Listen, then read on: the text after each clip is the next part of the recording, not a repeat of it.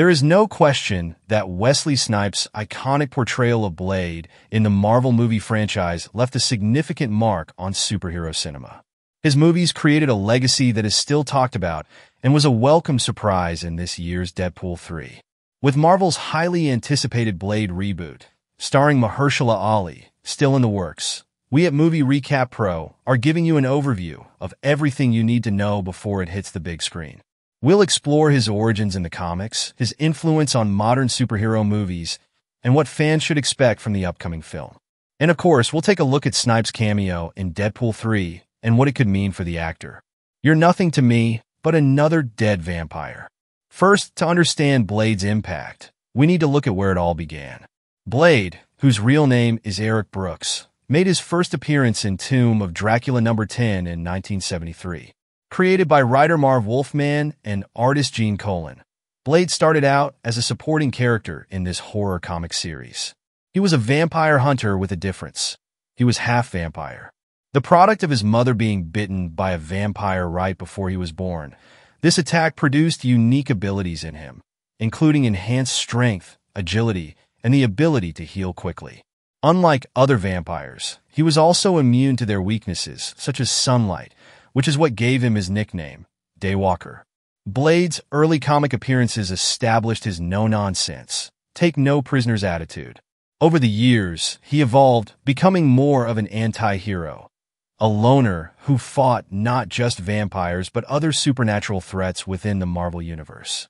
Blade's constant battle to suppress his thirst for blood while hunting down vampires makes him one of Marvel's most complex and fascinating characters.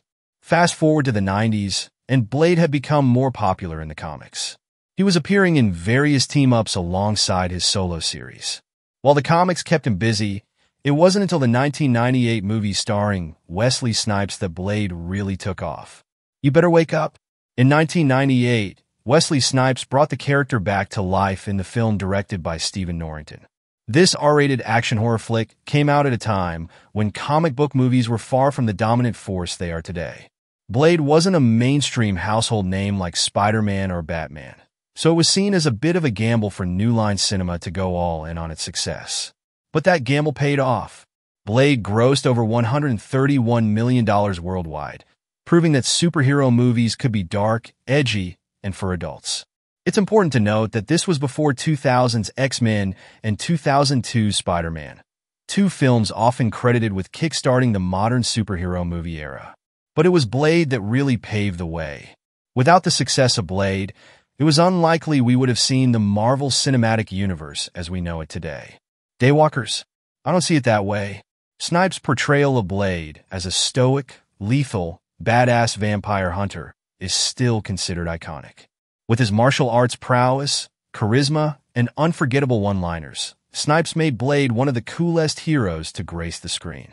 To complement the Daywalker's badassery, the movie also featured groundbreaking fight choreography and CGI. Sure, some of the effects may look dated by today's standards, but they were another thing that grew in popularity thanks to the movie. There's still a war going on, and I have a job to do. Blade's impact didn't stop with just one film. It spawned two sequels, Blade 2, directed by Guillermo del Toro, and Blade, Trinity.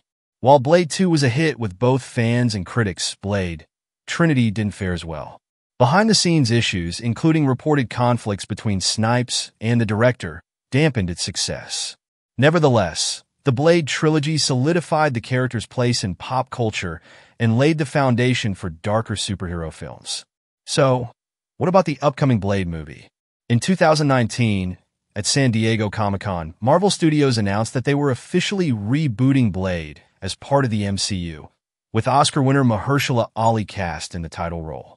Fans were excited, but also cautious. After all, Snipes' version of the character had left some pretty big shoes to fill. Ali is no stranger to Marvel, having played Cornell Cottonmouth Stokes in the first season of Luke Cage. His casting as Blade brings a new energy to the character, and his acting chops suggest we'll see a more nuanced and perhaps emotionally complex version of Blade. This version will likely explore not just Blade's physical battle against vampires, but his internal struggle as a man torn between two identities, human and vampire. While we don't have much information to go on regarding plot details just yet, the movie was originally said to be part of MCU's Phase 5. But due to the delays caused by the 2023 SAG-AFTRA strikes, Disney had to shift several films to accommodate the resumption of production, including moving Blade to November 7, 2025. This means it is now set for a release during Phase 6. Depending on what the upcoming releases have in store, it is likely that Blade could eventually interact with other Marvel heroes. There are also some initial concerns about the tone of the reboot, given that the MCU tends to lean toward PG-13 ratings. Fans of the original Blade trilogy may wonder if a reboot will capture the same gritty, violent, and mature atmosphere. Marvel has understood the assignment in this case, with Kevin Feige confirming that the reboot will keep its rating. This means the movie should follow the same dark and graphic edge as its predecessors. What we do know is that Stacey Osei Kuffer, known for her work on HBO's Watchmen, penned the initial script.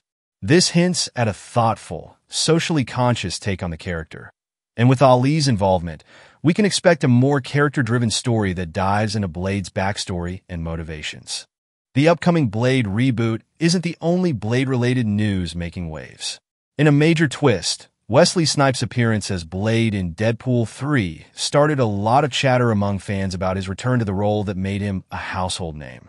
But Snipes' return isn't just a fun nod to fans. Ryan Reynolds, who plays Deadpool, has been campaigning for Snipes to return as Blade in a more substantial way. Reynolds has expressed his admiration for Snipes and believes that he deserves another shot at a Blade sequel. This isn't just fan service.